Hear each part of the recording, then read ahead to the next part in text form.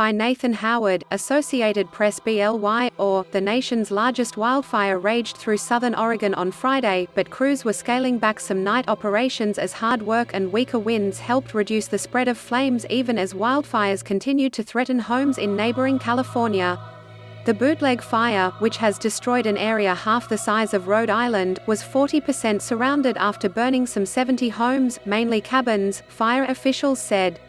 At least 2,000 homes were ordered evacuated at some point during the fire, and an additional 5,000 were threatened. In central Montana, 5 firefighters were injured when a thunderstorm and swirling winds blew a lightning-caused wildfire back on them, federal officials said Friday. The Bureau of Land Management did not release the extent of the firefighters' injuries or say where they were being treated. They had joined other crews working on the 375-acre Devil's Creek fire burning in rough, steep terrain northwest of the town of Jordan.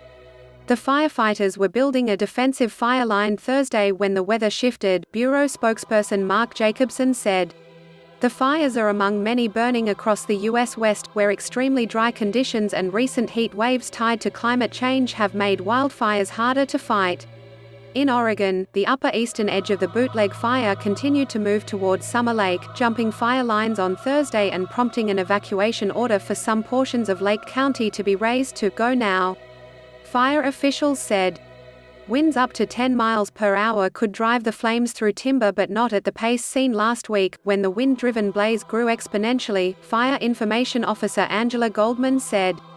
The fire, which was ignited by lightning, had been expanding by up to 4 miles a day, pushed by strong winds and critically dry weather.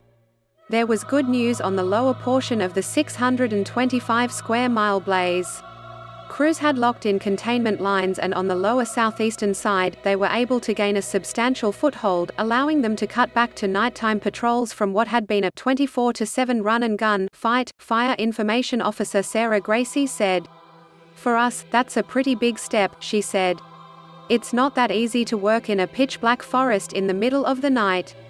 On Friday, authorities said they would be keeping an eye on changing wind conditions. "The fire continues to throw challenges at us, and we are going to continue to stay vigilant, work hard and adapt," Joe Hessel, incident commander for the Oregon Department of Forestry Incident Management Team, said in a statement. That side of the blaze also had burned into an area blackened by a previous fire, creating gaps in the fuel and reducing the spread of flames through grass, shrub and timber, Gracey said.